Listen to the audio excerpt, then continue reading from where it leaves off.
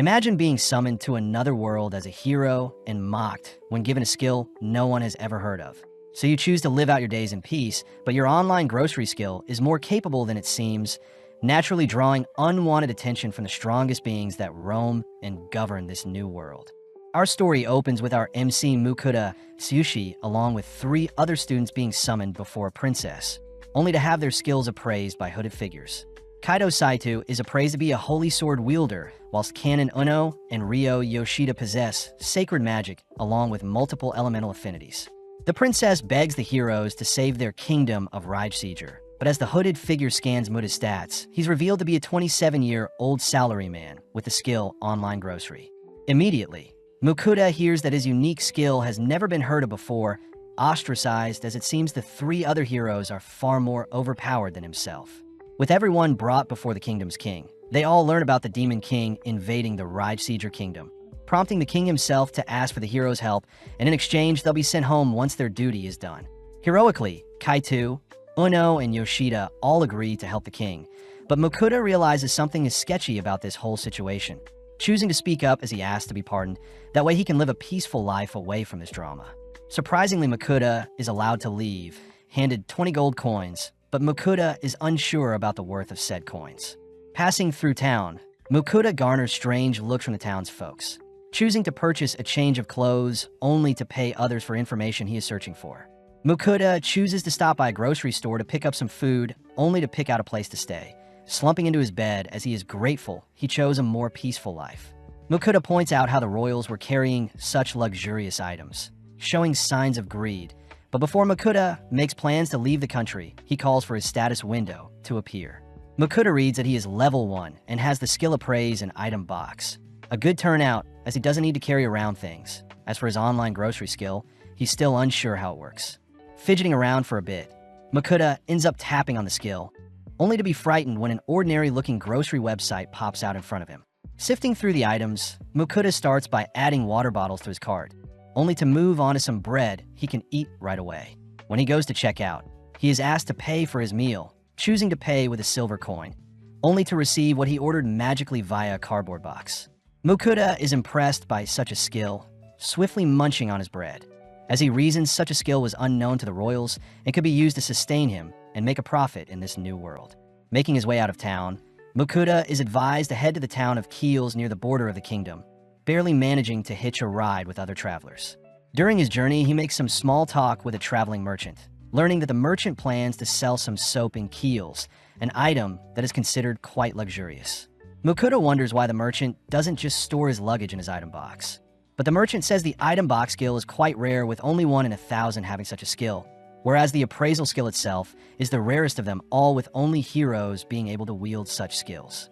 Mukuda hears that appraisal items are precious and are strictly held by the guilds and countries. But when the merchant wonders why Mukuda is asking him such things, Mukuda manages to conceal his rare skills, reasoning that his secrets should be safe as long as no one appraises him.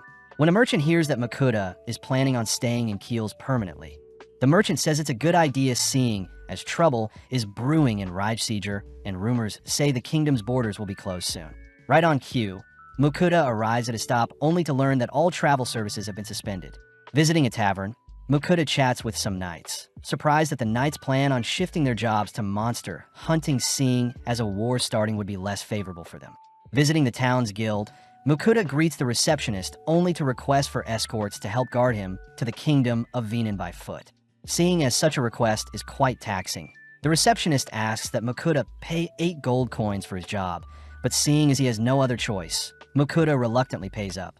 Immediately, the receptionist calls out to Werner and his party, prompting Werner from the Iron Will to introduce himself as a C-rank adventurer. Seeing as he wants to head out as soon as possible, Mukuda says he'll cook for the gang to save on expenses, something Werner is grateful for, as he says he'll get his party ready to set off tomorrow morning. Cutting to the next day, Werner introduces Vincent the swordsman, Rita the scout, Roman their mage, and finally Franca the healer.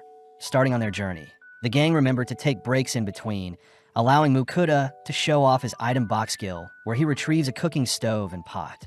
Mukuda remembers that a magic stove would cost him 50 gold, so instead he used his online store to purchase a gas stove, allowing him to whip up some soup and sandwiches for the gang. With every mouthful, the gang are impressed by Mukuta's cooking. But Mukuta is revealed to have used his online grocery skill to pick out some soup packets along with pre-made sandwiches.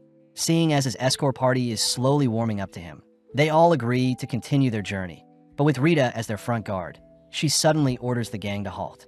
Out from the nearby trees, two massive bugs fly towards them, prompting Werner and Vincent to dash towards the monsters, instantly slaying them. As Franca heals the party, Rita is seen reporting sightings of a red boar up ahead. But with Ramon's help, they escort the boar directly towards them. Stepping up to the plate once more, Vincent and Werner tag team the massive beast before them. But even as C ranks, they easily slay the creature. Harvesting the creature's flesh, the gang reasoned they can sell the hide and fangs of the boar for a good price. As for the flesh, Mukuta offers to store them in his item box. With the sun setting, the gang gather around Mukuta's cooking, all choosing to turn their backs to allow Mukuta to cook comfortably. Mukuta decides to combine the harvested bacon with some vegetables, topping the meal off with some sausages only to serve the meal with some bread. Seeing everyone scoffing down his warm stew, Mukuta is relieved they enjoy his cooking. But when Mukuta serves up a second round, he wonders why the others are so impressed by his simple cooking. Mukuta chooses to appraise the other's stats, speechless upon discovering Rita has outrageous stats for someone of her stature. Suspecting something, Mukuta appraises the stew he made, realizing the food items he brought using the online grocery store are giving his party MP and strength boost, a horrifying discovery, as such a skill can become dangerous in the wrong hands.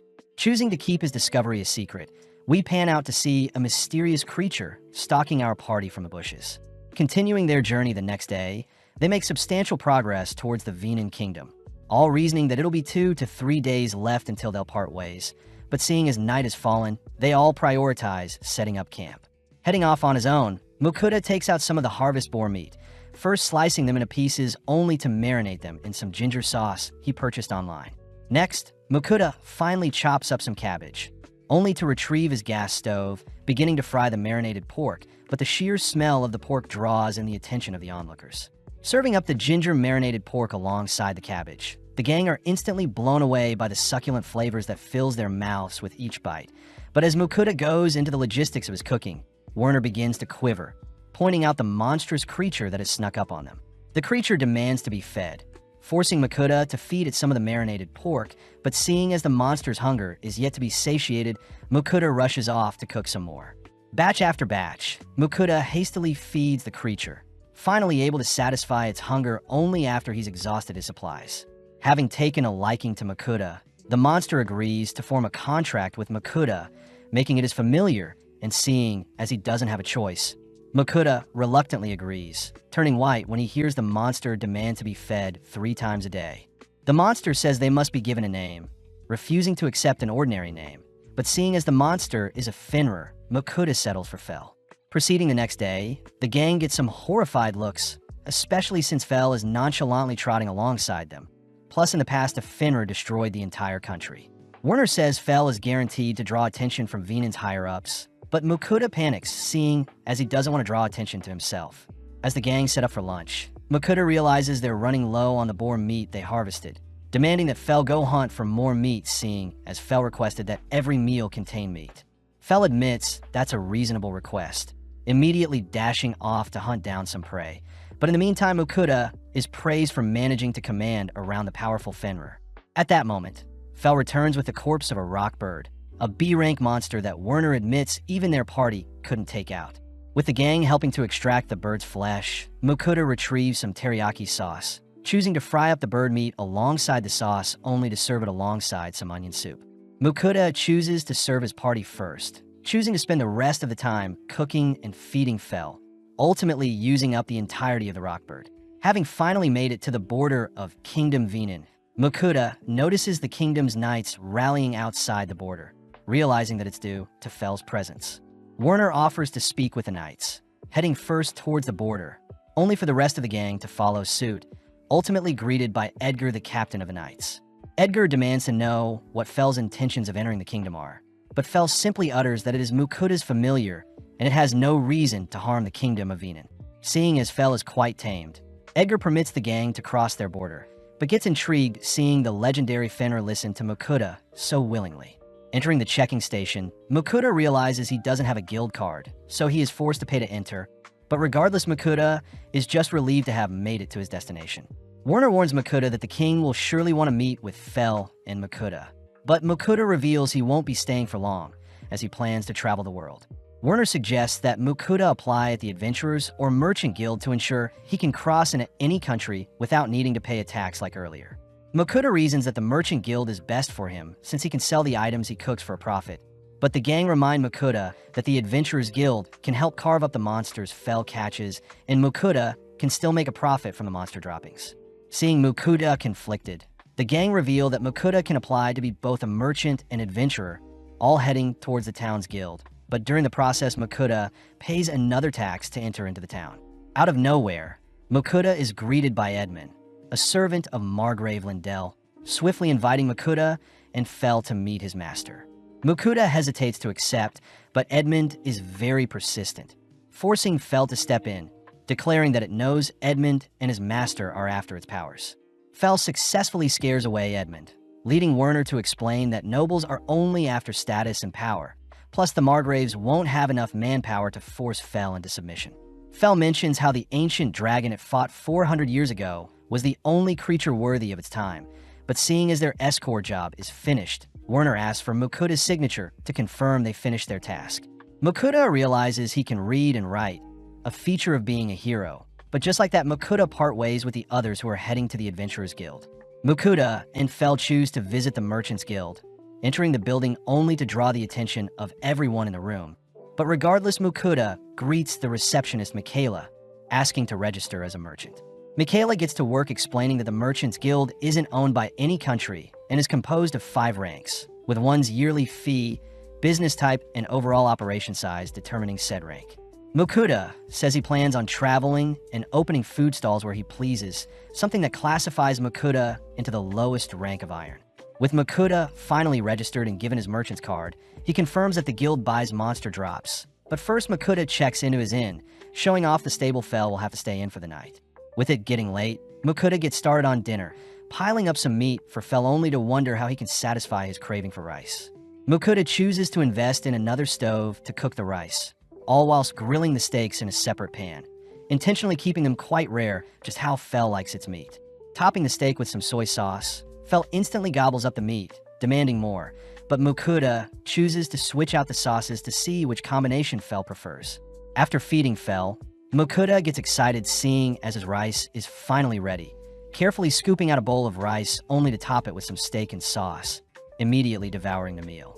With Fel helping to clean up any leftover food, Makuta is seen leaping into bed, but remembers to prepare the items he plans to sell the next day. Heading to the Merchants Guild the next day, Makuta shows off the items he plans to sell, but Michaela gets shocked upon inspecting the items, quickly asking Makuta to follow her to a separate room. Introduced to the Guildmaster, the Guildmaster reveals that the salt and pepper Makuta plans on selling is so valuable it could be a gift for royals.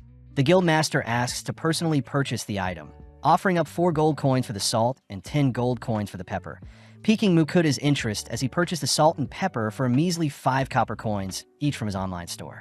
Makuta remembers that pepper used to be as valuable as gold in the past, but seeing Makuta deep in thought, the Guildmaster mistakes it for hesitation, choosing to offer up 17 gold for both the salt and pepper. With Makuta accepting the purchase, he reasons he shouldn't exploit such a trade too often, heading outside only to direct his attention to the Adventurers Guild. Makuta is greeted by Bianca, the guild's receptionist, who hands Makuta a form to fill out for his guild membership, paying no attention to Makuta, only to toss him his guild card once the paperwork is done. Seeing Bianca brush him off, Makuta asks for an explanation on how the rank and quest systems work, prompting Bianca to reluctantly utter that adventures all start at G rank and the highest attainable rank is S rank. Adventurers can accept a quest 1 rank higher or equal to one's current rank, and that there is a validity period for an adventurer's rank. Plus, G ranks must accept a quest each month. Viewing the quest board, Makuta reasons he should get started on a herb gathering quest. But first, Makuta whips up some more steak for Fel. Makuta gets curious as to how strong Fel truly is, using his appraisal skill on the beast, only to be speechless seeing Fel's maxed out stats.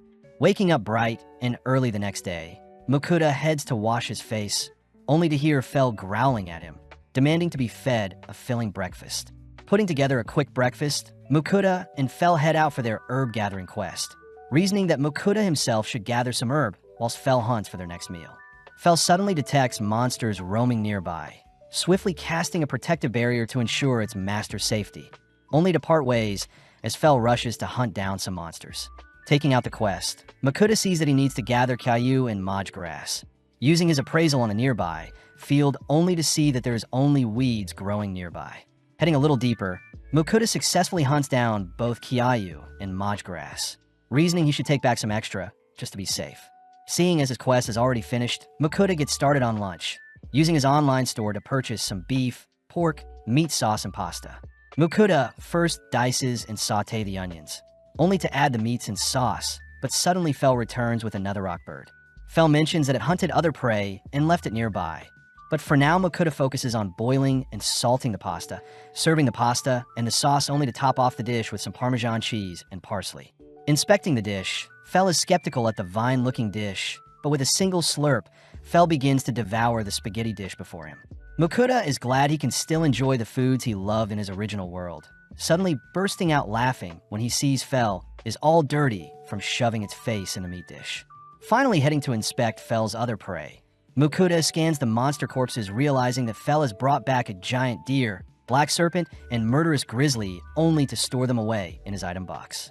Mukuta does notice that Fel has brought back some orcs, skeptical if they're edible, but Fel reassures Mukuta that humans eat orcs all the time.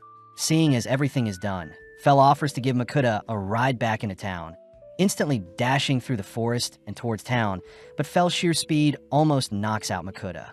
Back inside the guild, Bianca is impressed that a G rank managed to gather so many herbs, handing Mukuta the pay for the quest along with the excess herbs he picked. Before Bianca leaves, Mukuta mentions how he would like to sell some monsters his familiar had hunted down, but Bianca is clearly too distracted adoring how fluffy Fel looks. Bianca points Mukuta to the guild's butcher, but upon learning that Mukuta has quite a heap of monster corpses he needs to sell, the butcher asks Mukuta to follow him out back. The butcher is glad to have finally met Mukuta, mentioning how there were rumors of him around town, but when Mukuta shows off the A-rank and B-rank monsters Fel slaughtered, the butcher becomes speechless. Mukuta says he needs to harvest the meat from all of the corpses, something the butcher says he'll have ready by tomorrow, but seeing as Fel is getting hungry, the butcher agrees to harvest an orc first. With a slab of pork in front of him, Mukuta says he'll use the parsley and Parmesan cheese from earlier, first slicing up the pork only to pound it thinner, covering it with an egg flour mixture, and finally frying in the pan. Mukuta chooses to add parsley and cheese to the dish, serving up 2 styles of pork piccata along with any leftover sauces. As our duo devour the meal, we see Mukuta returning to the butcher the next day, amazed the man was able to separate everything in a single day. The butcher also hands Mukuta his pay for the monster droppings, frightening Mukuta when he learns his payment is 202 gold coins. The butcher says the orc testicles, boar skin, and monster fangs are ultimately what yielded such a high payout, plus A rank and stronger monsters drop magic stones. Mukuta is grateful to the butcher for teaching him such things, hearing that the butcher used to be an adventurer and that Mukuta could probably get away with calling Fel a great wolf instead of a Fenrir to attract less attention. With nothing left to do in town, Mukuta and Fel continue their exploration of this new world, choosing to travel all day only to stop and set up camp once the sun begins to set. Seeing as Fel had earned him a lot today, Mukuta asks what Fel wants for dinner, but as Mukuta scrolls through his online store for takeout food options, Fel can't help but drool profusely. Settling on an assortment of meats, Fel takes his time gobbling each individual lump of meat, but off to the side Mukuta starts to cook up some Japanese black wagyu. Serving up a single wagyu steak to Fel, Fel is quite disappointed at his portion size, but upon tasting the steak, Fel can't help but admire the sheer tenderness the way the wagyu feels in its mouth. Mukuta hears that since monsters roam the world, there's no need to raise or domesticate animals. But as the duo wrap up their well-earned meal for the night, Fel is seen all fired up, noting how Mukuta's meal is giving it extra strength that could even rival the ancient dragon and its sworn rival. Curious, Mukuta appraises Fel's stats, shocked to see his food has buffed all of Fel's stats by 50%. Too restless, Fel swiftly casts another barrier to protect Mukuta whilst it's gone, speeding off into the night only to leave Mukuta to set up his sleeping bed for the night. Happily tucking himself in his Fel's barrier is putting him at ease. With Mukuta fast asleep, We see Fel encountering a rock bird only to take it down with a single swipe. Up next, a giant deer catches Fel's attention, but a single lightning spell dispatches the deer. Noticing a swarm of orcs nearby, Fel leaps into the epicenter of the gathering, immediately wiping out the horde with a torrential wind spell, only to notice an orc general appear. Sadly, the orc general's movements are far too slow, allowing Fel to slay it with a single swipe, but suddenly a chimera appears. Having just gotten started, Fel's roar sounds throughout the night, and by daytime Mukuda is in disbelief seeing all the monsters Fel had slain whilst he was sleeping. Hearing that Fel was able to take down a chimera with a single attack, Mukuda declares that the black wagyu will be removed from their meals moving forwards, especially since it gave Fel too great of a buff. In the coming days, we see Mukuda cook up a cockatrice with some soy sauce and lemon glaze, sitting down to enjoy a sandwich only to ask how Fel hunts. Fel says he uses mainly his teeth and claws, and only uses magic to eliminate weaker creatures, mostly wind magic, seeing as Fel had been blessed by the goddess Ninrir. Mukuda wonders if he can use magic too, opening up his system terminal only to confirm that he has a magic stat, but wonders how he can cast his first spell. Fel says you only need to think of casting a spell to use magic, but Mukuda says a genius like Fel won't be able to teach him, choosing instead to picture a fireball, but when Mukuda tries casting a spell, nothing happens. Seeing Mukuda embarrassed, Fel says Mukuda must allow magic to flow through his body first, asking Mukuda to touch its fur to feel the sensation of magic flowing through him, only to ask Mukuda to replicate the feeling himself. Setting up a can, Mukuda conjures a mini fireball, but his cast strength is far too pathetic to strike the target. Fel suggests that they engage in actual monster combat to help Mukuda grow, but upon seeing Mukuda wimping out, Fel drags Mukuda deeper into the forest. Discovering some goblins, Fel asks Mukuda to attack them, but Mukuda fears that the goblin swarm will be too much for him. Annoyed, Fel howls, drawing the goblins' attention towards Mukuda, who hurriedly flees. Running alongside Mukuda, Fel instructs Mukuda to continuously cast spells to survive, only to leave for now, as Fel wants to hunt monsters as well. Seeing no other way out, Mukuda manages to fire off 2 fireballs, but accidentally trips over a rock when he gets too distracted. With the horde now pouncing on Mukuda, Mukuda is suddenly protected by the barrier Fel had casted earlier, and seeing as he still needs to fight off the goblins, Mukuda lets rip several more fireballs. With only a few remaining, Mukuda musters his remaining strength to cast a final greater fireball, but having no strength left, Mukuda collapses to the ground. As the remaining goblins approach Mukuda, Fel arrives intercepting the goblins, but as Mukuda finally falls unconscious, he awakens later that night angry at Fel for putting him through that experience. Fel says Mukuda should be thankful since Mukuda can now use magic. Plus, Fel says he can detect Mukuda's level has risen, something Mukuda confirms as he is now level 3 with the fire magic unlocked. As a gift, Fel shows off a Goblin King he has hunted, and even though goblin flesh is not edible, Fel says Mukuda can still cash in a magic stone the goblin has. Fel says he wants to be rewarded with a meal, hinting at the fact that a wagyu steak may suffice, but Mukuda says he won't be serving wagyu anytime soon, especially since Fel was too energetic afterwards. When Mukuda prepares to start cooking, he suddenly collapses onto his knees once more, declaring that they'll have to buy stuff online for their dinner, seeing as he's too tired. Served up a massive plate of dessert buns. Fel watches as Mukuda nibbles on a melon bun, following his lead as he too devours his platter of desserts. As Mukuda serves up seconds, he warns Fel not to eat too many sweets or he'll become sick, but Fel says his blessing from the goddess Ninrir makes him immune to any poisons of debuffs. Mukuda can't help but get jealous, screaming out into the night sky to be blessed as well, all whilst a mysterious being listens to Mukuda's pleas. Reaching their next town, Mukuda is cornered by some knights who are threatened by Fel, but luckily Mukuda's guild card calms down the knights, seeing as Fel is registered as Mukuda's familiar. Fel gets annoyed when others call him a great wolf, using telepathy to communicate with Mukuda, seeing as they are master and slave technically. One of the knights reminds Mukuda that he is responsible for any damages Fel may inflict, but as the duo head through town, they reason they should find a map to see where they're heading next. Checking into the Elmira's Inn, Mukuda asks Fel to wait for him only to leave Fel with some snacks so he doesn't run off. Visiting the town's bookstore, Mukuda stumbles onto a book that teaches basic magic, only to be shocked to hear the book will cost 7 gold coins, especially since paper is quite rare in this world. As for a world map, Mukuda hears that such an item is considered a nationally restricted item, ultimately forced to leave empty-handed. Having failed to learn anything from the town's library as well, Mukuda returns to a starving Fel, annoyed to hear that Fel wants to be fed. Seeing as they need food quickly, Mukuda chooses to purchase some yakitori and tonkatsu from his online store, pleasing Fel as they resemble the boar and rock bird they ate previously.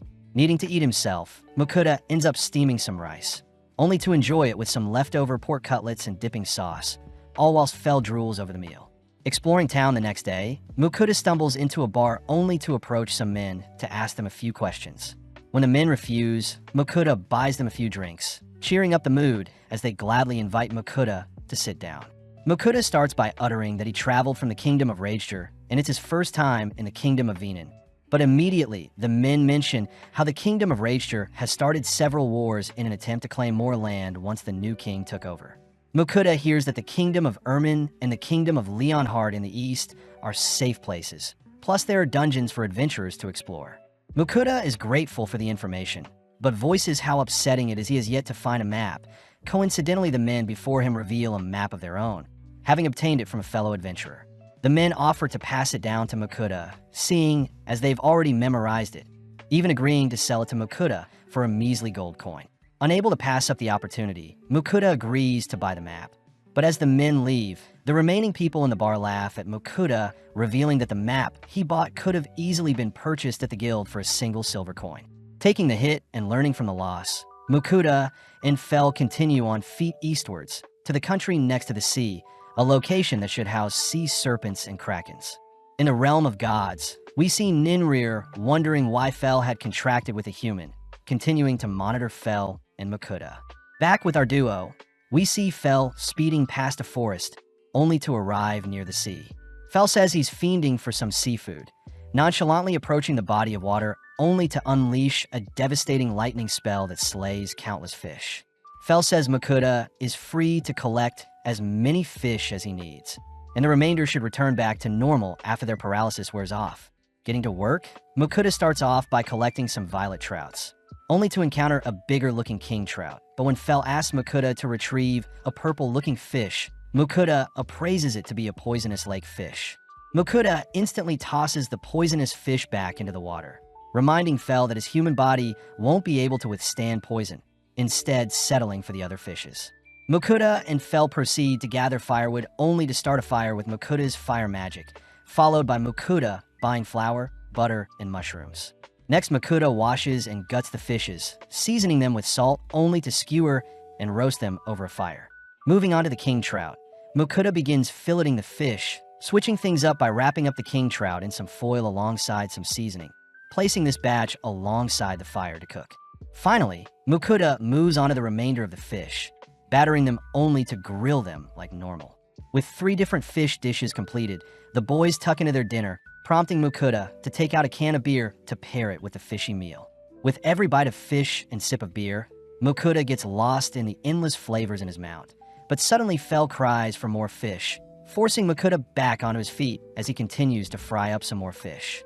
Having stuffed themselves, Mukuda mentions how their dinner reminded him of camping, but as he heads to clean up, he suddenly bumps into a slime.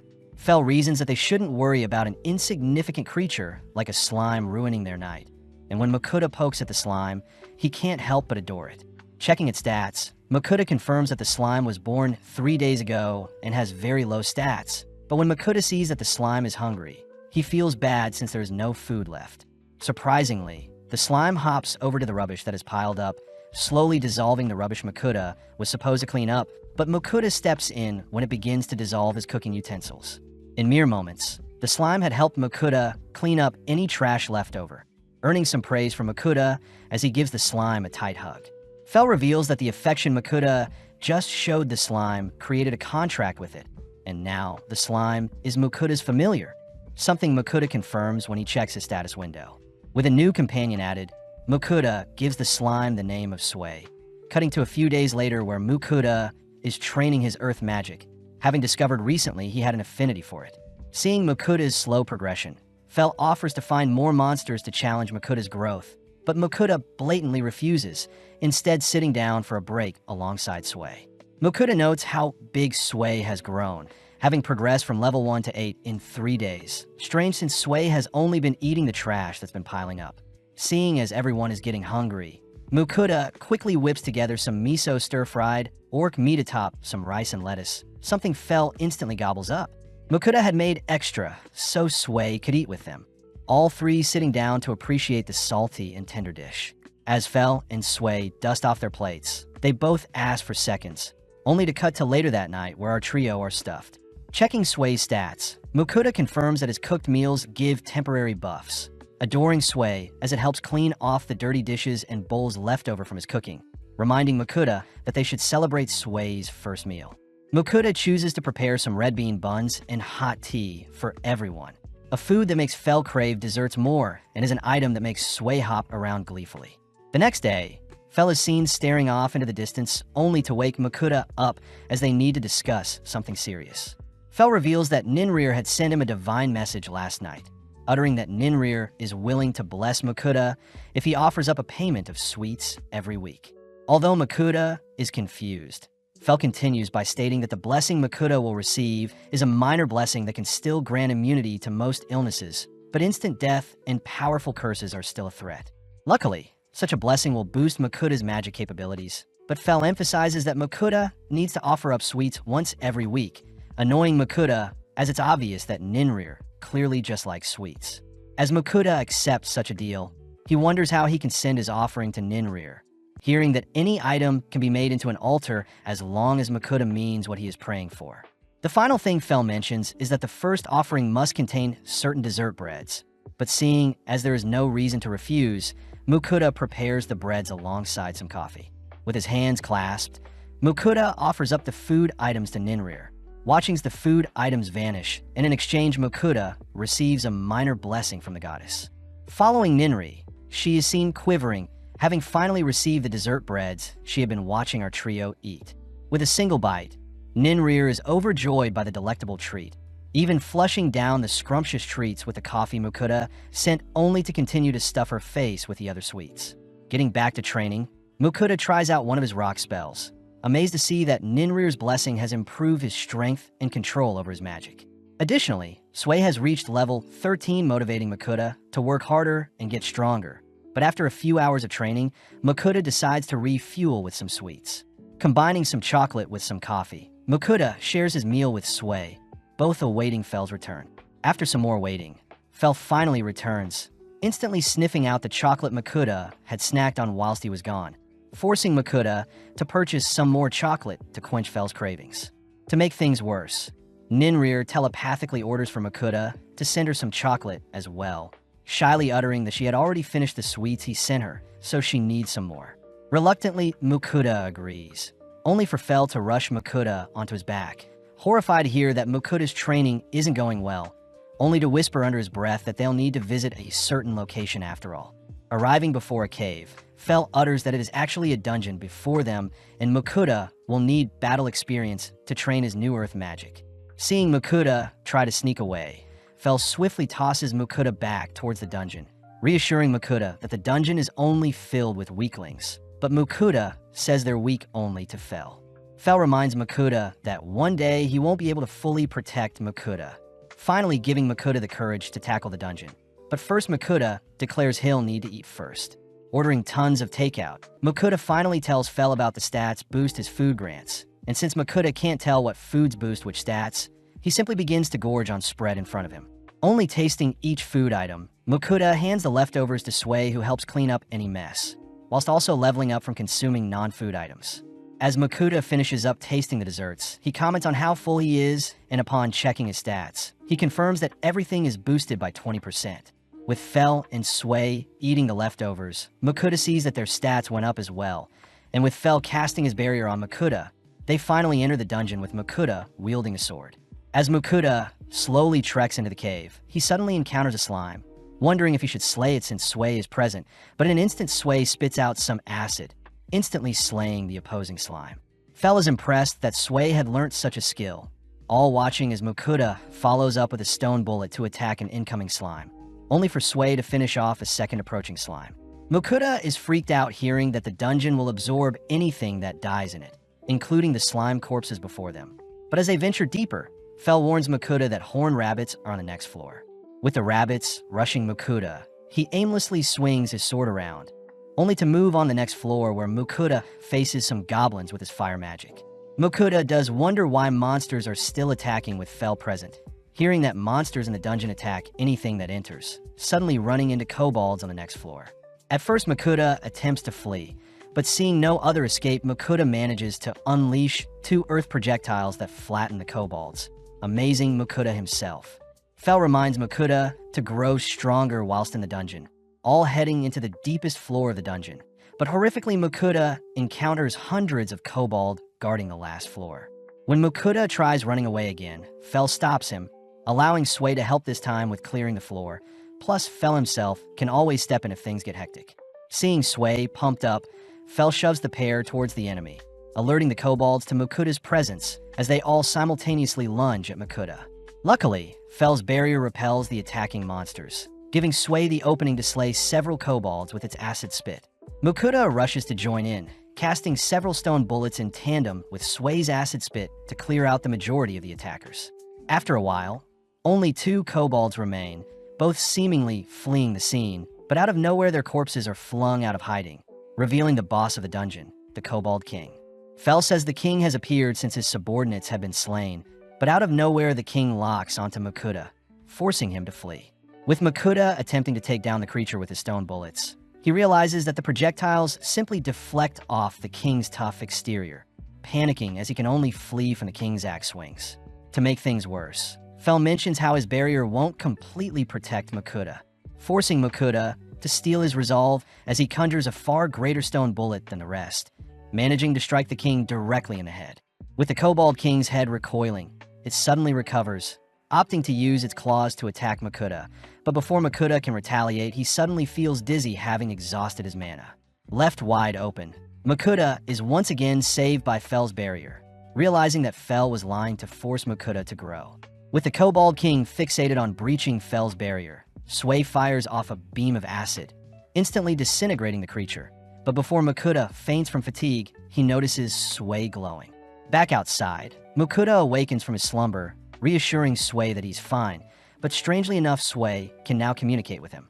Makuta pulls Sway in for a hug, checking her stats only to see that she's evolved from a baby slime to a slime, explaining why Sway was glowing earlier.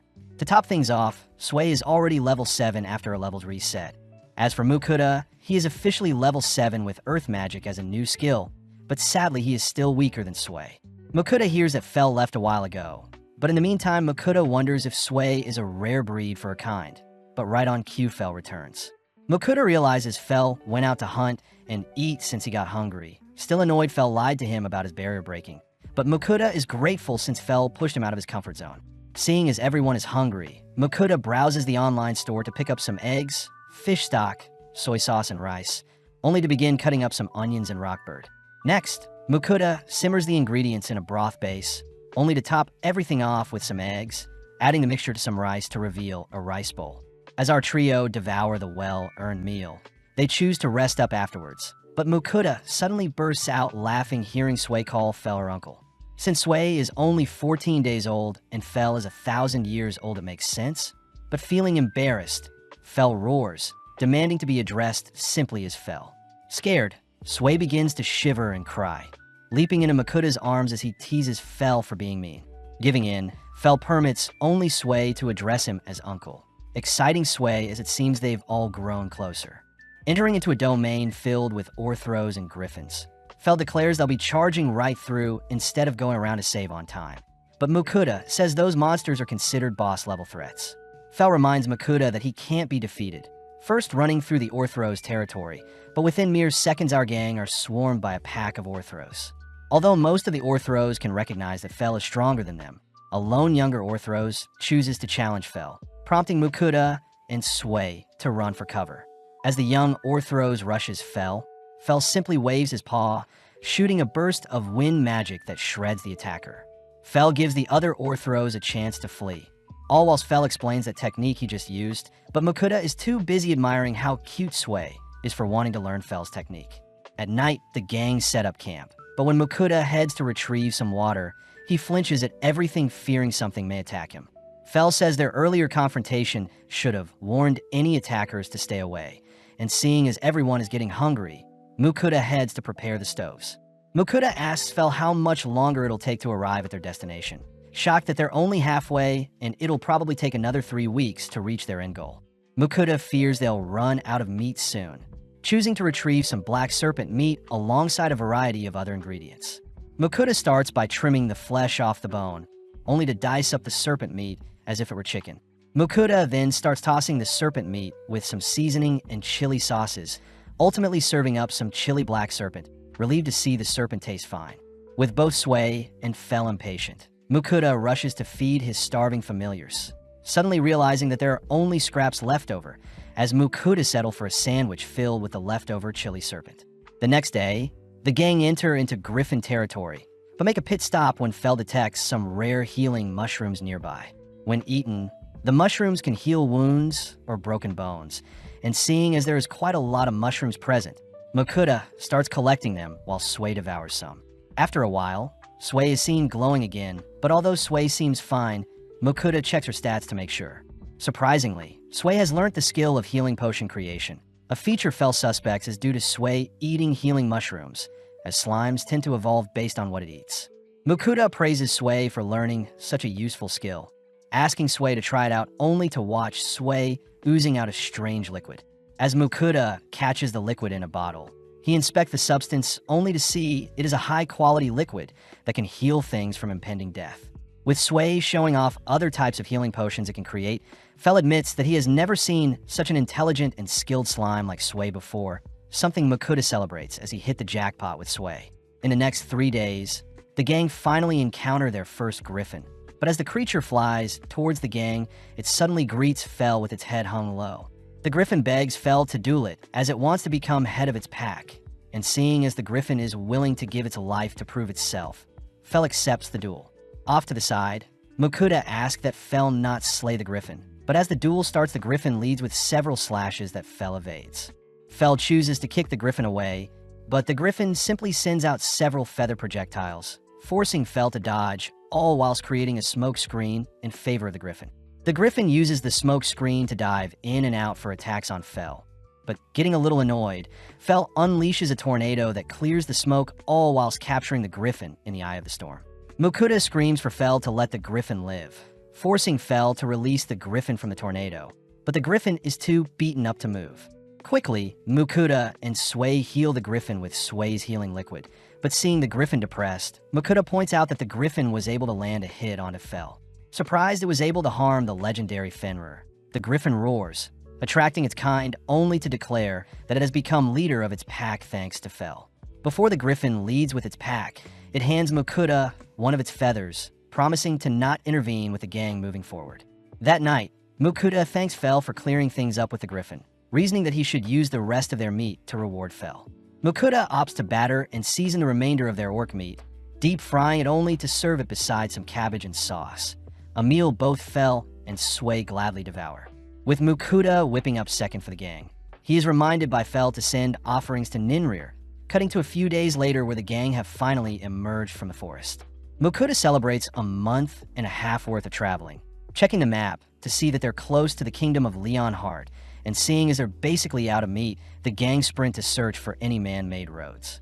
Off in the distance, Mukuda spots a caravan being attacked by bandits, ordering Fel to save them in exchange for a luxury meal later. Enticed by the offer, Fel rushes towards the caravan, all whilst we see Lars desperately fending off the bandits, all whilst Lambert is ordered to remain hiding in the caravan. Right on cue, Fel leaps into the air, drawing everyone's attention as he orders the bandits to freeze and relinquish their weapons. Overwhelmed by Fel's presence, the bandits give in, allowing the bandits to be tied up safely. Lambert introduces himself as the owner of the caravan, and Lars is the leader of the Phoenix Adventure Party that had been employed to escort Lambert, all grateful to Mukuda for saving them.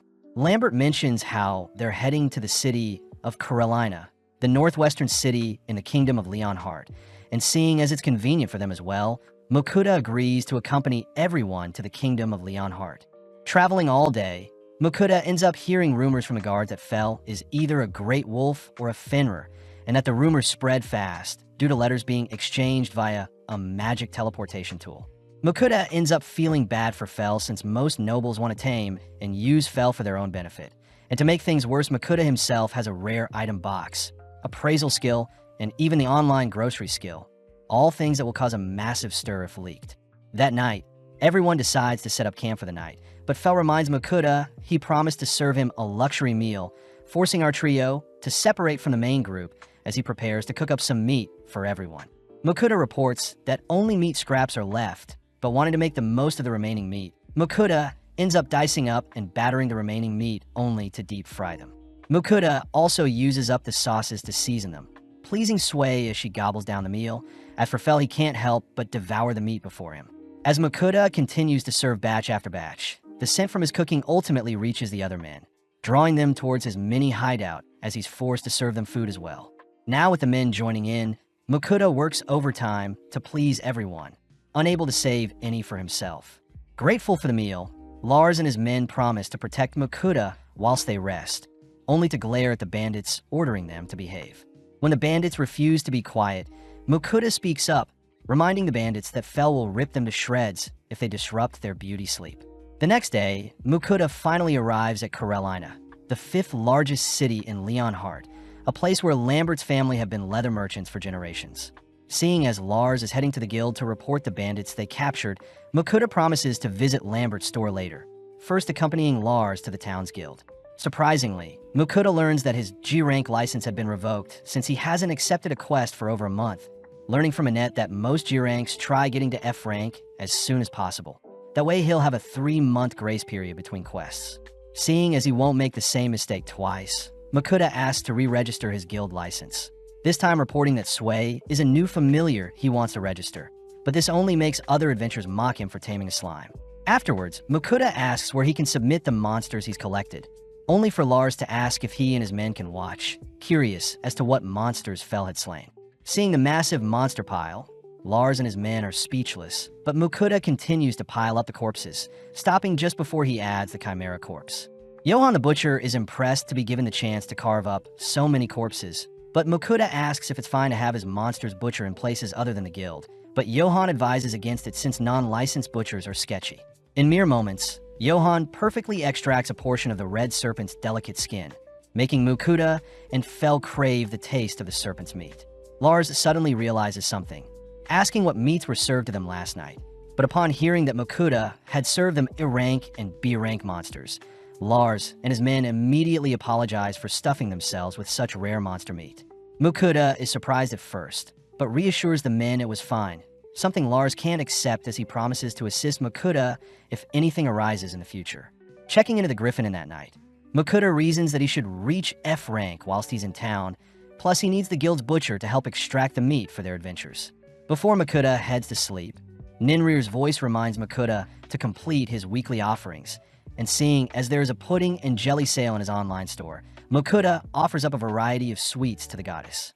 The next morning, Mukuda checks out the quest board, learning that basic escort jobs are worth 1 point, herb gathering is worth 2 points, and goblin hunting will garner 3 points. Seeing as he needs 100 points to rank up, Mukuda estimates that it may take around 2 to 3 months, but Fel orders Mukuda to take all the goblin slaying quests to speed things up. As both boys argue using their telepathy, Fel gets an idea, managing to convince Sway to agree to hunt down some goblins, ultimately convincing Mukuda to take on a goblin hunting quest. Heading eastwards, the quest rewards 5 goblin kills with 3 silver coins and 3 points, a reasonable offer for hunting goblins. After a few minutes of searching, our trio stumble onto 3 goblins, but in mere moments, Sway shoots them down with her acid spit. Mukuda is thrown off when the quest requires Mukuda to slice off a goblin's ear as proof of a successful hunt, traumatizing Mukuda as he screams whilst harvesting the ears. Having made too much noise, another army of goblins approaches our trio, but Sway gets to work dispatching them one by one. Not satisfied, both Sway and Fel drag Mukuda toward the nearby goblin settlement, ultimately managing to rack up quite a few hundred goblin corpses. Moving on to harvesting the goblin ears, Mukuda wonders what they'll do with the remainder of the goblin bodies, fearing that it may attract other monsters or even create a dungeon itself. Fel reckons they should leave the corpses be and let nature do its magic, but Mukuda refuses, asking if Sway herself could melt down the bodies. Happily obliging, Sway ends up growing massively in size after cleaning up a fraction of the corpses, and when Mukuta checks Sway's stats, Mukuta sees that Sway has evolved into a big slime. Having gained the skill to proliferate, Sway shows off her skill to change size at will, splitting her body apart into smaller Sways, only to begin dissolving the remainder of the goblin corpses. Mukuta is amazed by how overpowered Sway has gotten, but seeing as it's almost lunchtime, Mukuta declares they'll be having bread today. Changing things up, Mukuta purchases a variety of breads with savory fillings, intriguing Sway as she discovers different meats within each bread. As Fel tucks into the meal, Mukuta indulges in some coffee to wake himself up, a little disappointed that his plan to rank up slowly has been ruined, as the goblins they racked up in a single day have garnered him enough points to reach rank F already. Returning to the guild, Mukuta submits the hoard of goblin ears he had collected, but this ends up causing a stir at the guild, stressing Mukuta out when the guild master himself asks to speak with Mukuta. Guided by a net out back, Willem the guild master greets Mukuta, grateful for Mukuta for taking out the goblin settlement near their town. Mukuta is shocked that Willem has deduced that Fel is indeed a Fenrir. But more importantly, Willem reads a message from the royal palace, informing Mukuta that the royals and nobles are aware of our trio's presence in their town, and that they'll leave Mukuta alone. Mukuta celebrates a happy accident, suddenly hearing that Willem is willing to promote Mukuta to a C rank, but Willem would like Mukuta to do him a couple favors. Mukuta fears that Willem has some devious quest lined up for him, but Willem corrects Mukuta, uttering that he actually needs Fel to take on some A rank and S rank quests for him. With Fel agreeing, Willem says there are a few quests that have been lying dormant for ages. Plus, Willem will ensure no one gets in Mukuta's way when taking on the quest. Seeing as it's the perfect time, Mukuta finally shows Willem and Johan, the Chimera and Ortho's corpses he had been keeping secret, reasoning that the two men would be trustworthy enough to deal with them. But Willem fears that he won't have enough money to pay for such valuable monster corpses. The men settle for butchering up the Blue Orc, an S-rank monster, and an Orc King, another borderline S-rank creature, both powerful beings that Fel was easily able to slay.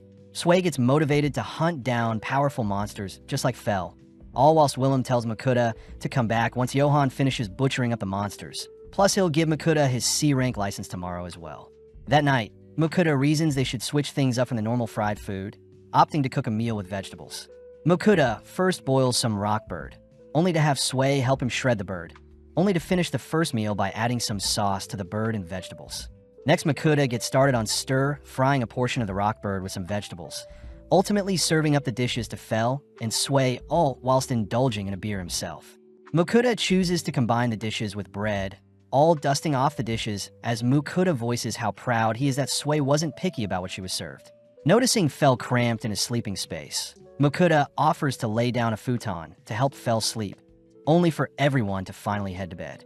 The next day, Mukuta heads to the guild to collect his guild license, amazed that a C-rank card is silver and that C-rank adventurers only need to complete a quest every 6 months. Finally, Willem shows off the payout Mukuta will be receiving for his monster corpses, first starting with 461 gold coins for the initial monster corpses with the red serpent. Next is 1,415 gold coins for the ogres in the second pile, and finally is the payment for clearing up the goblins and their settlement, totaling a final payout of 1,946 gold coins. Willem admits it's the biggest amount of money they've paid a single adventurer. Plus, Mukuta knows he still has leftover fund for his other adventures, fearing that his 2,000 plus gold coins will draw in other attackers.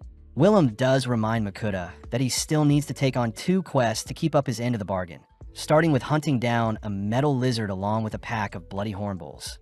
Willem asks that Mukuta hunt the metal lizard first, as their nest is meant to be at the foot of the Pascal Mountain, and will take a 2-day carriage ride to get there. The blue lizard definitely has a favorite food, but there are no documents on what it may be, plus the lizard is immune to most physical attacks due to its tough metal exterior. Mukuta secretly utters that Fel had hunted one in the past, but moving on, Willem says the pack of bloody hornbulls are west of their location and are a current issue for newbie adventurers.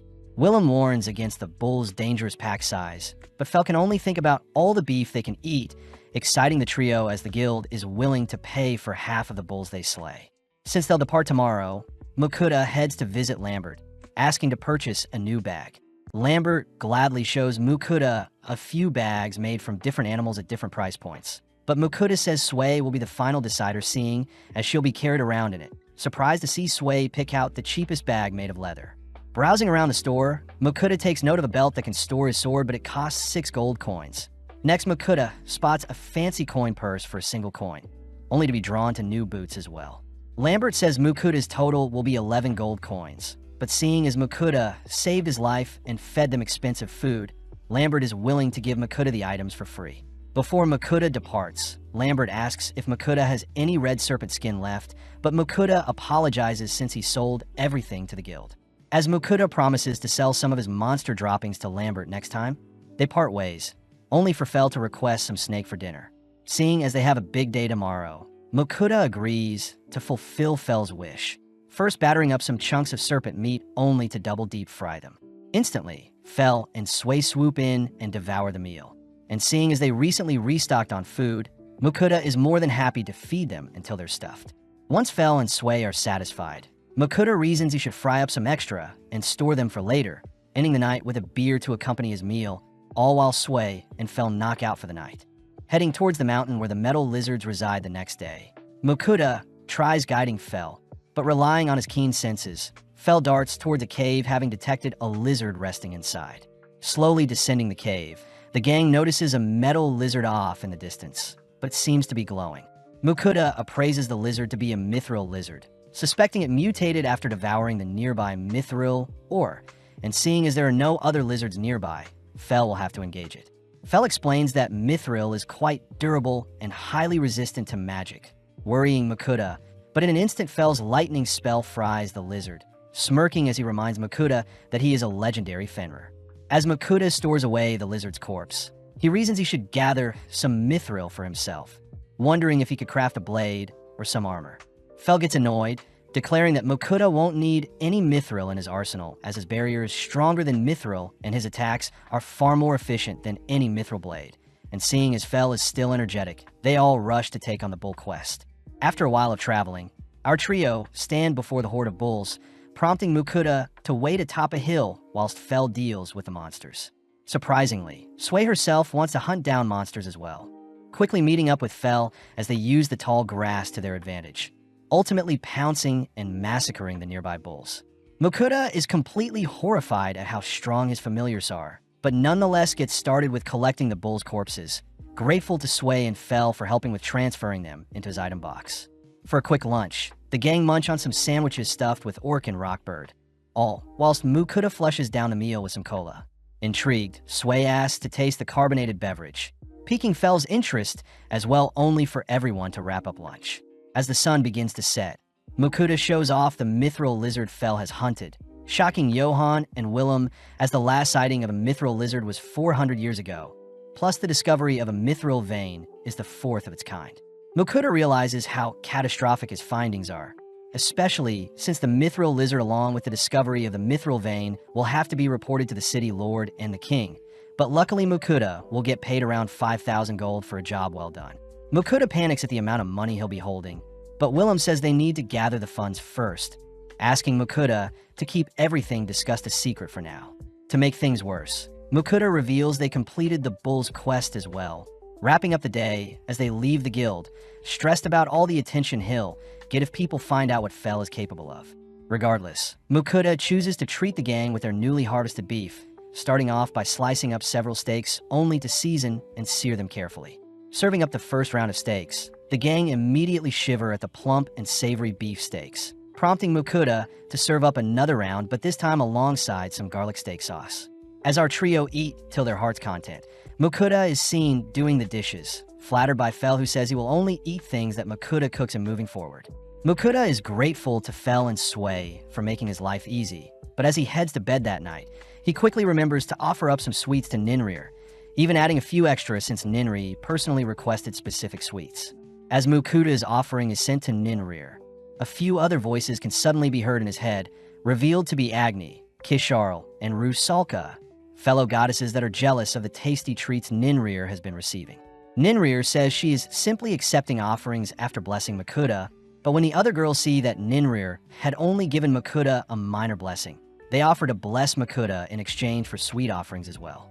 Kisharl says she is the goddess of earth, whilst Agni is the goddess of fire, both elemental affinities that Mukuda currently possess, And seeing as the goddess of creation may scold the girls for giving out too many blessings, they'll simply give Mukuta minor blessings like Ninrir.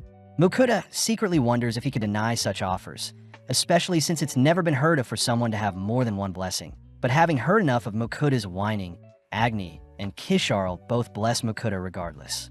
With the girls excited to receive their offerings, we see off to the side Rusalka, the water goddess, begin to cry and not want to be left out. But she also doesn't want to bless Mukuta, seeing as he doesn't have an affinity for water magic. As Mukuta racks his brain to cheer everyone up, he suddenly notices Sway checking on him, swiftly asking for Rusalka to give her blessing to Sway, a perfect candidate. Happily obliging, Rusalka ends up fully blessing Sway, all suddenly demanding to be given their offerings now. Seeing as he has to keep up his end of the bargain, Mukuta purchases a box full of sweets, sending the offering up to the goddess only to collapse into his bed exhausted. Mukuta chooses to check his stats, amazed at how stacked they are, reasoning that Sway and himself should try out their new powers.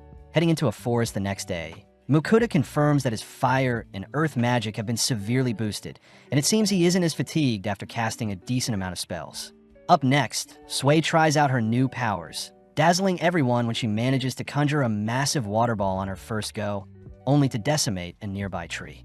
To top things off, Sway's slashing attacks easily shred several trees at once, prompting Mukuta to instruct Sway to only attack monsters with her new powers. When Fel asks to spar Sway, Mukuta immediately forbids such a thing. Instead, Mukuta tries out his new rock wall skill, all whilst Fel heads off to do some hunting. When Fel returns with a black serpent corpse, Mukuta shows off a new house he made with his earth magic, but sadly Fel and Sway are more fixated on dinner. Waking up early the next day, the gang admit the house helped, only for Mukuta to declare they'll be delivering the serpent Fel hunted to Lambert. Back in town, Mukuta visits Johan, who shows off the remainder of the bull meat, all whilst handing Mukuta the remainder of his pay for the bulls. Johan reports that Willem is out speaking to the lord of the city about the mithril lizard, but in the meantime, Mukuta asks to sell the black serpent, but he'll be keeping the flesh and skin. Back at the inn, Mukuta shows off a new meat grinder he had purchased online, showing off the device to be able to mince up the bull meat, adding in some minced orc general meat as well. Mukuta gets to work frying some onions only to combine the meats, seasonings, and various other ingredients, ultimately shaping the mixture into patties with Sway's help. Choosing to store some in his item box for later, only to begin frying up the patties, serving them up alongside some hamburger sauce.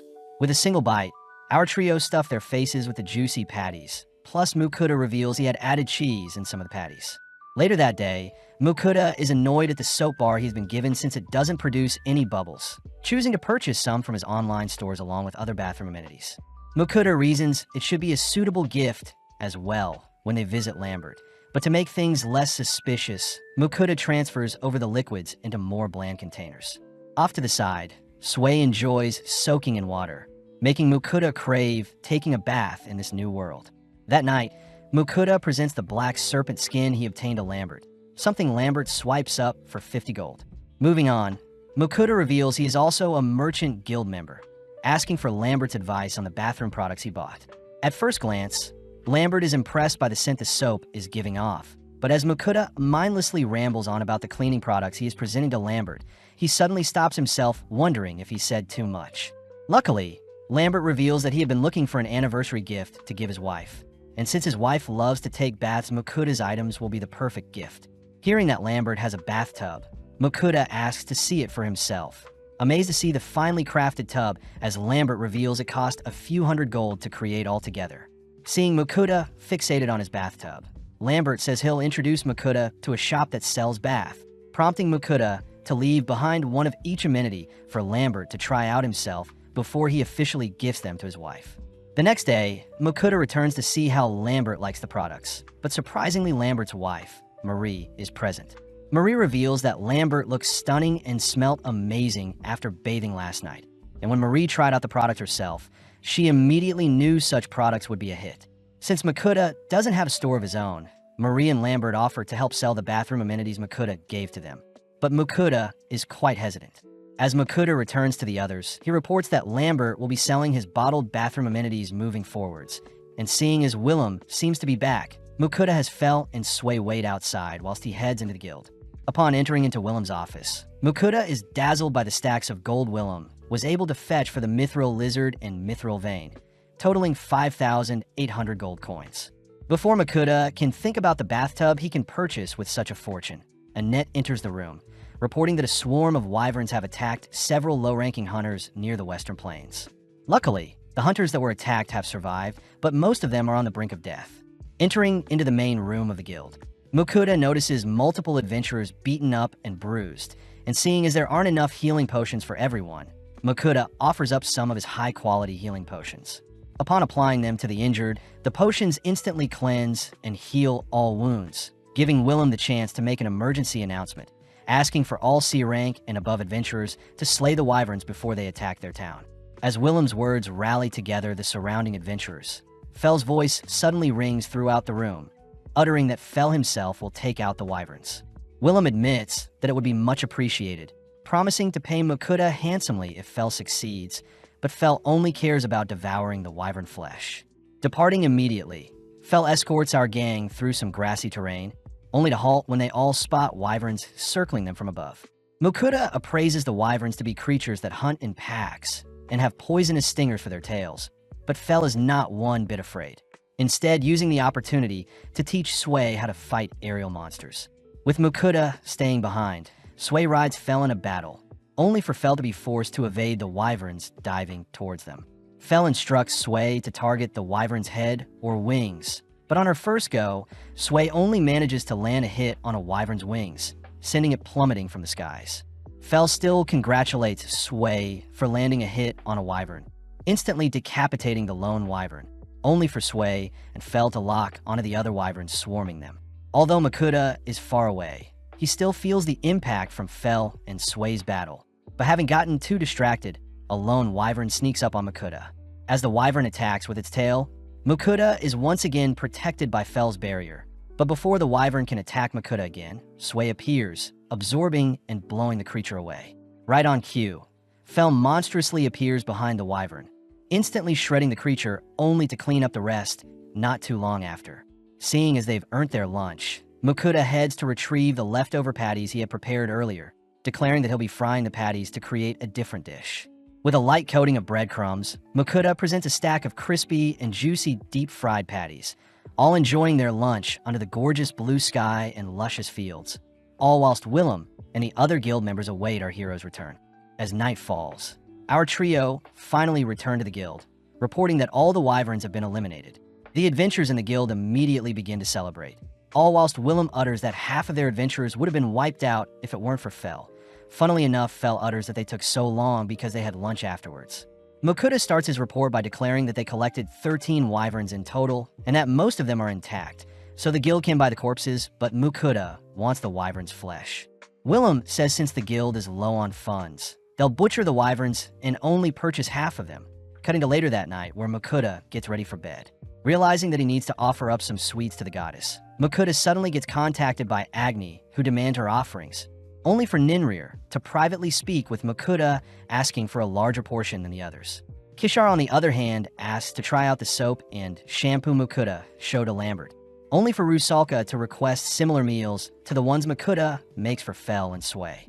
Annoyed, Makuta reminds the goddesses that their secret messages will be exposed once he sends everything to the goddesses, infuriating Agni as she demands to be sent booze to make things fair. With our trio heading through town the next day, Makuta can't help but hear others admiring them from afar. But first things first, Makuta visits a Lario company to check out their bathtubs. The store clerk asks if Makuta is considering buying a house, starting off by showing a brown tub for 300 gold, only to move onto a little more expensive one that can regulate its temperature better. Finally, the store clerk shows off a white tub that is the most popular yet expensive one, but seeing as he doesn't care for the color of the tub, Makuta asks to purchase the green tub. The store clerk is surprised at the quick decision, asking if Makuta needs a payment plan, but Makuta simply pays for the tub in full. After storing it in his item box, Makuta says they'll be leaving town, heading deep into the forest where he can finally make use of the bathtub. In the meantime, Fell runs off to do some hunting, leaving Sway and Makuta to map out a general area for their tub, only for Makuta to erect stone walls to encase them in. Next, Sway is tasked with filling the tub with water, only for Makuta to heat up the water with his fire magic. Taking charge, Makuta starts by scrubbing himself down, only to finally indulge in the steamy goodness that is the warm bath water, remembering to add bath salts to help hydrate his body. After a long bath, Mukuda and Sway down a pint of milk each, both wondering where Fel is. Seeing as he has time, Mukuda gets started on preparing the wyvern meat, first slicing up some onions only to thinly cut up the wyvern meat. Into a pot, Mukuda tosses all the ingredients and brings it up to a boil, only to serve the mixture onto a bed of rice. Mukuda finds it strange that Fel has yet to return, so he reasons he should start on another meal that will take up some time. Purchasing some more vegetables and seasoning, Mukuda dices up some carrots, onions, and potatoes, only to portion out chunks of wyvern and beef meat. Next, Mukuda fries the meat, adding the remaining ingredients alongside some sauces and wine, ultimately creating a wyvern stew. With the sun beginning to set, Sway suddenly detects Fel nearby, but surprisingly Fel has brought the corpse of a dragon he slayed. Mukuda is speechless upon hearing that Fel slayed a earth dragon, and seeing as Fel is quite satisfied with his hunt, Mukuda reminds Fel that they can't bring the dragon to the guild as it'll be too expensive for them to purchase. More importantly, Fel is able to sniff out the sweet scents of the stews Mukuda prepared, but Mukuda states they won't be having dinner until Fel cleans himself up. Searching through his online store, Mukuda chooses to pick out some grooming products for pets, only to begin brushing out Fel's fur to untie some knots. Moving on, Mukuda begins splashing Fel with some water to prep him for the shampoo, but seeing as it's taking longer than usual, Mukuda uses Sway as a shower to spray down Fel. Finally, Mukuda and Sway begin scrubbing down Fel with shampoo, rinsing him off only to combine fire and wind magic to dry Fel off. With it now being dinner time, Mukuda first serves up the beef bowls to Fel and Sway, all appreciating the flavors that come with eating wyvern meat with rice, plus the pickled ginger cleanses the palate. Seeing as the wyvern stew will taste better tomorrow, the gang settle for eating the beef bowl today, only for Mukuda to declare that Fel will be taking a bath every once or twice a month to ensure Fel is clean and hygienic. Returning to town, Mukuda shows off the earth dragon Fel slayed, but Willem and Johan are in complete disbelief, both refusing to touch the creature, seeing as every part of the dragon is extremely valuable. Luckily, Willem mentions that the guild master from Dolan is quite knowledgeable on dragons, and seeing as Dolan is close to the sea, the gang get excited. Wrapping up his stay in town, Mukuda makes sure to say his farewells to everyone, receiving a letter meant for the guildmaster Dolan along with a map Willem had marked to help with Mukuda's travel.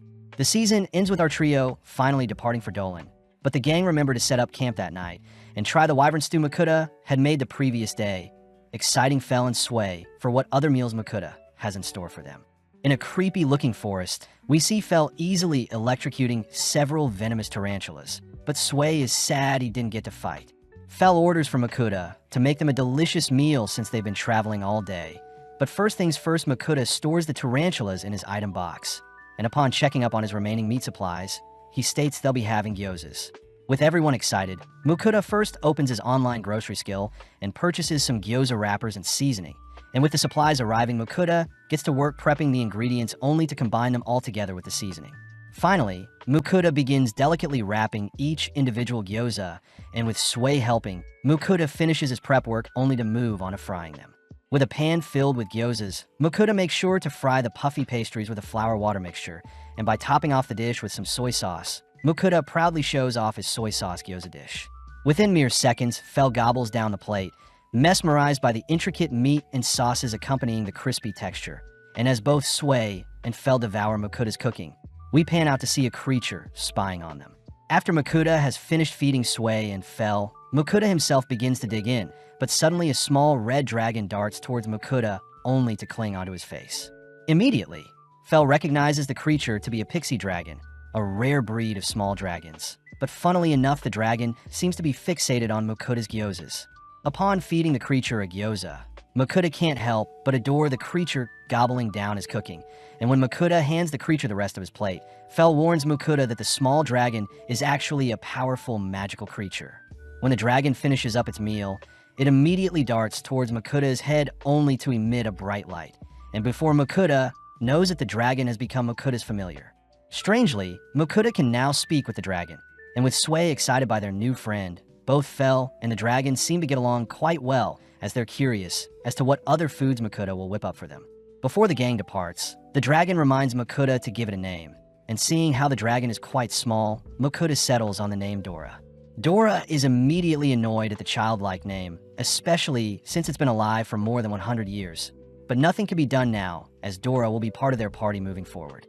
Cutting over to the city of Spinning Krell, we see Mukuta registering Dora as his familiar at the Adventurers Guild, but immediately Guildmaster Rodolfo comes to greet Mukuta.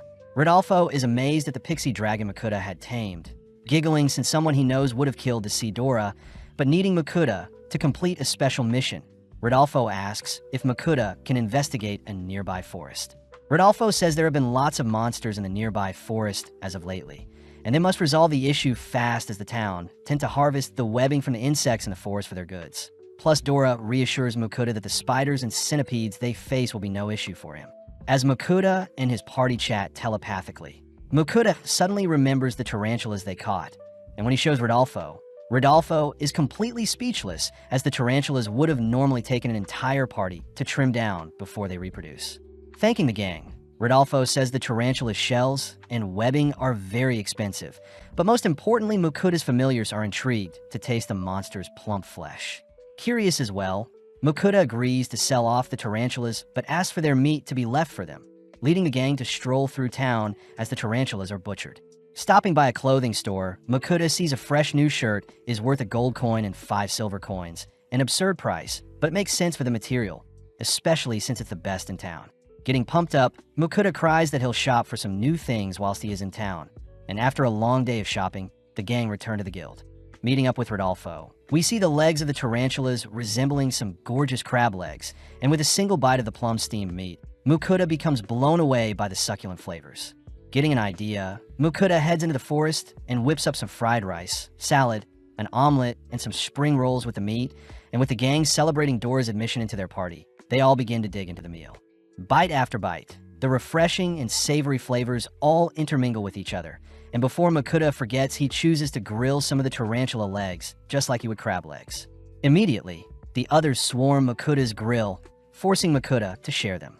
In the middle of the meal, Dora reveals that he had smelled Mukuta's cooking when he was in the city of Carolina, but this means that the sudden influx of monsters in the nearby forest must have been Dora's existence, as the monsters were simply trying to scare Dora away. Regardless, the gang wrap up their meal, and as we cut to later that night, Mukuta and Sway are seen cooling off in a hot steam bath. Settling in for the night, Mukuta wonders if he is forgetting something, but as we cut to the next day, Mukuta is seen selling the remainder of the tarantula shells from the legs they devoured yesterday. As Mukuta hands Rodolfo some leftover meat, he remembers that he still needs someone to help process the earth dragon Fell hunted down, prompting Mukuta to ask if Rodolfo knows anyone in Dolan that can help process the earth dragon corpse. Caught off guard, Rodolfo cries that Mukuta can buy an entire kingdom with the dragon corpse. So Rodolfo chooses to hand Mukuta a piece of paper asking for Elland, the guild master that resides in the dungeon city of Dolan, and with the men parting ways, Mukuta continues his travels. Not before long, the gang lay their eyes on Dolan, the dungeon city, and as Fell zips the gang towards the city's gates, they all agree to line up before they can enter the city's walls. Immediately, the towering statue of Fell and the unique flying Dora catches the attention of the city's guards, and with Mukuta reassuring everyone that he is a registered adventurer and merchant, we suddenly see Elrond the Guildmaster appear to greet Mukuta. Immediately, Elrond's gaze is fixated on Dora, and as Elrond invites our gang inside, he offers up a fancy mana-imbued branch for Dora to sit on, but Dora could care less as he lays beside Mukuta on the couch. Fascinated, Elrond is seen noting down Dora's behavior, and while serving Mukuta some tea, Elrond tries feeding Dora some flower nectar, but Dora seems disgusted by the drink. Creepily, Elrond jots down Dora's every move, and having learned about Mukuta needing help with butchering an earth dragon, Elrond excitedly offers to process the earth dragon immediately. Stepping outside, Elrond is scolded by Ugger, who reminds Elrond he has a merchant guild's meeting this afternoon, leading Elrond to suit up and begin preparations to harvest the dragon. Elrond still remembers back 274 years ago to when he was a B-rank adventurer that was not allowed to process a slain dragon in the past, and after Elrond became an S-rank, he despaired since there was never another dragon slain. Whilst Elrond continues on about his backstory, Mukuta swiftly pulls out the earth dragon corpse, and upon laying it in front of Elrond, Elrond can't help but begin inspecting the magnificent creature's body.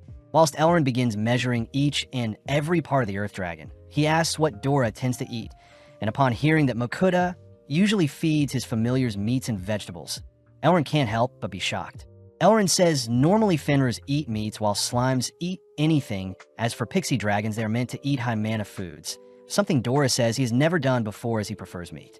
Curious, Elrond asks why Makuta and Dora are staring at each other.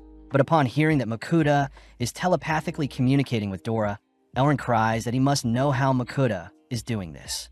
Luckily, Ugger steps in and stops Elrond from scaring Makuta away, but this annoys Fel as he orders Elrond to hurry up and extract the dragon meat. Freaked out, Elrond hears that Makuta and the gang only want to taste the Earth Dragon's flesh, and with the gang agreeing to share some of the meat with Elrond, we see Makuta booking an inn to stay at.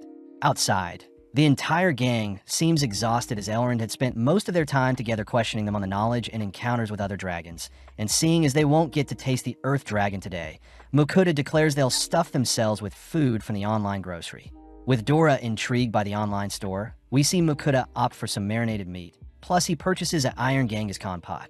The gang asks what the pot will be used for, but Makuta simply answers by heating up the pot and placing vegetables and meat onto the pot, and to top things off, Makuta douses the meal in some sauce before serving up the dish.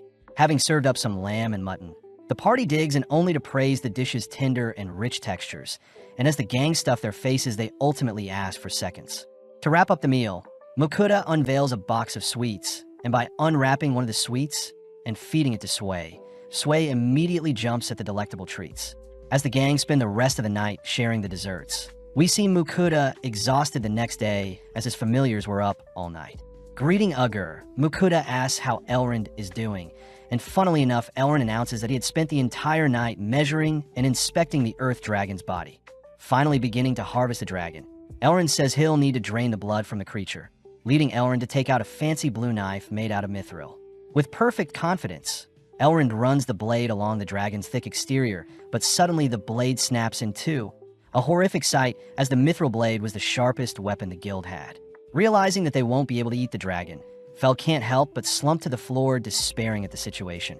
And seeing as the guild requires more mithril, Fel jumps up only to declare he'll fetch some mithril for them. Makuta stops the feisty Fel, as it seems Elrond is too tired to use the mithril even if they obtain it today. But Fel declares he'll gather some mithril or ahead of time, something Makuta can't allow as his three familiars entering the dungeon and causing chaos would draw too much attention to them. To defuse the situation, Makuta offers to cook everyone a meal, only to whip out some ingredients. First, Makuta stir-fries some orc meat alongside some vegetables, and by using up any remaining sauce they had left over from last night, along with topping off the dish with some garlic and sesame oil, Makuta presents an orc kimchi bowl on a bed of rice. As a bonus, Makuta cracks a raw egg on top of the bowl, and having waited long enough, the gang stuff their faces with the creamy meal, but Makuta fears he won't be able to stop his familiars from rampaging if the harvesting of the Earth Dragon is delayed further. At the same time, we see Ninrir and the other goddesses annoyed that Makuta has yet to deliver them their monthly care packages, but from the corner of their eyes, the girls quiver upon seeing two other gods asking what they're doing. Switching over to Makuta, he is seen finally checking on the goddesses, but immediately Hephaestus, the god of blacksmithing, and Vahang, the god of war, greets Makuta. Seeing this as perfect timing, Makuta asks if Hephaestus could bless his equipment, a deed that could be easily done as Hephaestus agrees to upgrade Makuta's weapon tiers in exchange for an offering of some alcohol. As for Vahang, he is interested in some of the otherworldly items Makuta has, but interestingly, Makuta doesn't seem interested in the god's blessings. As a compromise, Hephaestus agrees to bless Sway, whilst Vahang will bless Dora and Fel for their upcoming dungeon exploration. And just like that, Makuta sends the gods their offerings as a thanks. Before Makuta can make plans to enter the dungeon, he's reminded by Fel that they've already acquired some mithril from slaying the mithril lizard prior. And with Makuta handing off some mithril to Sway, Makuta asks that Sway craft a blade for him. Immediately, Sway swallows and spits out a shiny-looking sword. And although Makuta says they now don't have to search for mithril in the dungeons, Fel cries that they should still check out the dungeon whilst they're in town. Back in his office, Elrond is quite depressed, having not been able to find a replacement blade to butcher the Earth Dragon, but luckily Makuta has brought his own blade. Heading over to the dragon, Elrond grips the new mithril blade type, and with a single push, Elrond seamlessly glides the blade through the dragon's skin. Elrond wonders how Makuta obtained such a majestic sword, but Makuta makes up that a friend gave it to him, and now that Elrond can process the dragon, Elrond utters that it may take 3 days to butcher the beast before them. Seeing as they can't just sit idly by, Fel and Dora ask to explore the dungeon whilst they wait, but Mukuda says there is no need. At that moment, Sway adorably asks if they could enter the dungeon, words that ultimately sway Mukuda. Passing through town, Mukuda arrives at the dungeon gates only to hear that it may take upwards of a month to clear the 30 floors in the dungeon, and interestingly, no one has yet to explore the entire dungeon.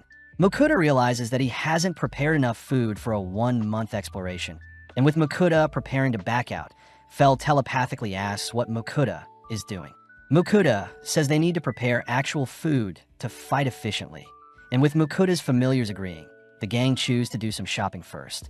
Immediately, Mukuda's party draws the attention of onlookers, and when Mukuda is called over to check out some meat and vegetables, he reasons he should stock up on some vegetables before tackling the dungeon. As for the meat, Mukuda is surprised to learn that monster meat is quite luxurious and expensive. So Mukuda says Fel can simply hunt for the meat they need. Settling on some bread and vegetables, Mukuda explores the town, some more only to spot a magic stove with 4 heating elements.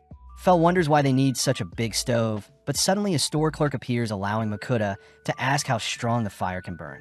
The clerk explains that there are magic stones used to heat the stove, plus there seems to be an oven compartment capable of roasting cockatrices whole, a feature Mukuda's portable gas stove doesn't have. Intrigued, Fel orders Mukuda to buy the stove, since Mukuda can cook new types of food for them. And with Dora begging Mukuda to purchase the stove as well, Mukuda agrees to fork over 860 gold coins for the stove. That night, Mukuda shows off the various pots and pans he purchased from his online store, and having made use of his new stove, Mukuda is able to stew some meats and vegetables while steaming some rice. With Mukuda asking Sway to help him with something, we cut to Mukuda serving up a bull and wyvern meat bowl for the gang, leading everyone to eat their fill. The next day, Mukuda reasons he should prepare some meals in case he is too tired to cook in the dungeon. So starting off, Mukuda strings up some orc meat only to fry and stew it just like if it were pork. Next is some steamed boar wrapped in cabbage, and needing to use up his leftovers, Mukuda whips up some stir-fry bull and pepper topped off with any leftover sauces. Moving on to a hearty soup, Mukuda chops up some vegetables and begins simmering them alongside some orc meat, and for the final meal prep is some wyvern beef stew. As the sun sets, Mukuda stores away the 5 meals he has prepared, and by tomorrow Mukuda is excited to see Sway has completed the job he asked of him. Proudly, Sway shows off the mithril sword he crafted for Mukuda, but at that moment Ugger appears only to report that Elrond has finished butchering the Earth Dragon. With Mukuda and his party heading over to meet with Elrond, Mukuda can't help but be weirded out when he stumbles on Elrond admiring the dragon's blood he bottled up, but snapping out of it, Elrond shows off every part of the Earth Dragon he harvested. Although it took 3 days, Elrond says it was an amazing 3 days, plus Mukuda says he is happy to sell off any of the materials to the guild. Excited, Elrond says he wants 2 bottles of the dragon's blood, along with half of the dragon's liver to help produce elixirs, and to top things off, Elrond wants a dragon tooth to help craft a mighty sword. Mukuda is surprised Elrond doesn't want anything else, but Elrond says the 5 items are valued at 3,800 coins, so for now he'll give Mukuda 380 coins. Annoyed, Fel demands to know where the edible parts of the dragon are, leading Elrond to escort the gang into their freezer room. Entering a chilly space, the gang are impressed to see magical stones keeping the wrapped up meats inside fresh. News that allows Sway to help retrieve the dragon's meat, all whilst Mukuda stores them in his item box. Unable to wait any longer, Elrond allows Mukuda to visit his home to cook some meat for the gang. And having promised everyone such a thing, Elrond chooses to drag Mukuda to his home, all whilst avoiding his responsibilities as a guild master. Showing the gang to his backyard, Elrond watches as Mukuda retrieves his new stove, and interestingly, Elrond mentions how he has the item box skill as well. Apparently, Elrond was a warrior that wielded a sword alongside plant and wind magic, and whilst Elrond begins rambling on about his past, Mukuda gets to work cooking up some meat. First, Mukuda seasons the dragon meat with some salt and pepper. Next up is peeling and slicing up some carrots, potatoes, and onions only to lay them on a pan next to the chunk of meat. Drizzling some oil and topping off the meat with some herbs, Mukuda places the pan into his preheated oven to begin roasting, a sight that makes the others begin to drool. After some time, Mukuda takes out the pan only to confirm that the meat has been cooked, and by slicing up the chunk of meat and serving it up with some garlic soy sauce, the gang sit down for a taste. With a single bite, Mukuda becomes speechless at the distinct flavors. Plus, it seems Mukuda's familiars are also dazzled by the meat's plump and unique flavor. Fel says the last dragon he ate was cooked with fire magic, but such a meal doesn't compare to Makuta's cooking, and with Makuta serving up seconds for everyone. Makuta hears that Dora doesn't mind eating other dragons as long as they aren't pixie dragons. Off to the side, Makuta sees Elrond tearing up as he was able to not only butcher a dragon, but also taste it, things Elrond could only dream of doing. With the gang heading home with a full stomach, Makuta's familiars jump in excitement as they'll enter the dungeons tomorrow. But this reminds Makuta to give his offerings before he departs. As Makuta sifts through his online stores for some items, we zoom out to see the goddesses awaiting Makuta's offerings. But just then Vahong and Hephaestus appear only to ask if the girls have given Makuta a defensive skill. Realizing that Makuta passing away will mean they can no longer get their offerings, the girls begin to panic. But Hephaestus says he has an idea. When Makuta prepares to send off his offerings, he is suddenly contacted by Hephaestus, who offers up a blessing. And although Makuta refuses, Hephaestus forcibly gives Makuta a new skill. Heading to the dungeon the next day, Makuta is surprised to run into Bianca, who has been asked to help out due to how busy it is in town. As Bianca fills out an entry registration for Makuta and his familiars to enter the dungeon, she can't help but be captivated by how adorable and fluffy Fel is.